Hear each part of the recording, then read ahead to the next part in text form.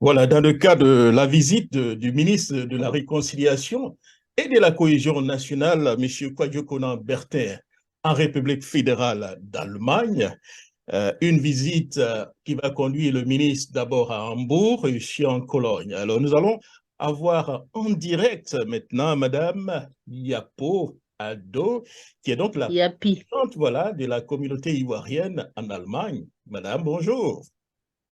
Bonjour, monsieur D'accord. Jacques Roger. Voilà. Comment allez-vous? Très ravissante, madame. Merci bien, merci infiniment. Ça va très bien, merci.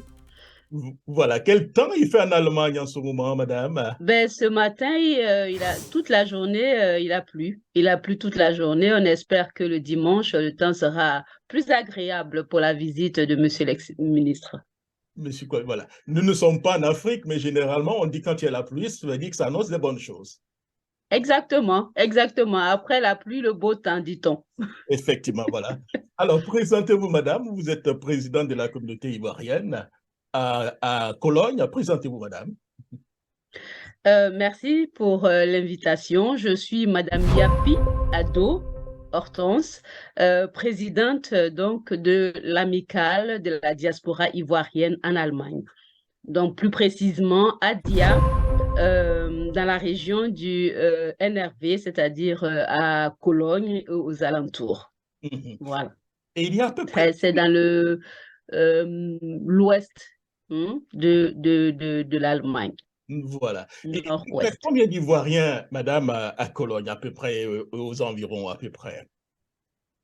Euh, Une centaine, les Ivoiriens ça dépend. devraient être au nombre on peut avoir plus de 500 à 600 Ivoiriens autour de Cologne et aux alentours. Mhm. Et puisque vous êtes le présidente de l'association, en fait, je vais dire la cohésion entre les Ivoiriens. Est-ce que les choses vont très bien à Cologne? D'aucuns diront, mais pourquoi une visite de Monsieur le ministre de la Réconciliation? Nous sommes déjà réconciliés au niveau de la diaspora. Mais qu'est-ce qu'une réconciliation si nous n'avons pas un pas du gouvernement à notre endroit? Donc, je pourrais dire que effectivement, les frères et les sœurs ivoiriens de la diaspora et plus précisément de Cologne sont de très bonne entente, mais un pas à notre endroit de la part du gouvernement ivoirien, en l'occurrence en nous faisant venir le ministre de la Réconciliation, est une merveilleuse nouvelle pour nous et on espère que ça va apporter un plus dans le processus que nous avons entamé depuis quelques années. Peut-être que pour vous, ce n'est pas la réconciliation, mais plutôt la cohésion, puisqu'il est aussi ministre de la cohésion. Oui, bien sûr, bien sûr. Les deux devraient en principe aller ensemble, hein, je dirais. Quand on est réconcilié, quand on a la même vision, quand on voit les choses de la même manière, la cohésion suit d'elle-même. Et comme il rassemble les deux, je pense qu'on va pouvoir en discuter largement avec lui pour pouvoir arriver à de très, très, très bons résultats. Justement, qu'est-ce que vous attendez de lui? Qu'est-ce qu'on attend d'un ministre de l'État qui nous visite? Mais on attend de lui tout. On attend du ministre de la Réconciliation et de la Cohésion nationale vraiment un peu de tout, parce que il apporte de la Côte d'Ivoire le soleil, il apporte des nouvelles et nous espérons entendre de lui des nouvelles qui réjouiront nos cœurs, parce que vous le savez, les cœurs sont meurtris. On peut être en cohésion ici, mais un cœur meurtri qui n'est pas ouvert, qui n'a pas pu se vider de toute meurtrissure, reste quand même un cœur malade. Et l'arrivée de Monsieur le ministre, nous l'espérons, nous apportera donc un remède, hein, nous apportera au moins des nouvelles qui régiront ces cœurs meurtris. Alors, parlez-nous donc des préparatifs donc, de l'événement. Comment ça se Ben, passe? Lieu et tout ça. comme tout bon Africain, hein, on s'est tout de suite mis à l'œuvre. C'est vrai qu'il y a eu des petites hésitations depuis le début et donc la communauté est vraiment hésitante, ne sachant pas exactement si ça va se passer ou pas. Mais depuis la visite de Son Excellence, l'ambassadeur Monsieur Philippe Mangou à Abidjan pour la remise des prix du prix de la paix à notre ex-chancelière, nous avons eu la confirmation donc de Monsieur le ministre qui sera effectivement donc dans nos murs. Et à partir de cet instant-là, nous nous sommes attelés à parler, à convaincre, à dire écoutez, cette fois-ci c'est la bonne. Et on espère donc que dimanche, les Ivoiriens, les frères et sœurs répondront massivement à notre appel. Et ça se passera où et à quelle heure, madame?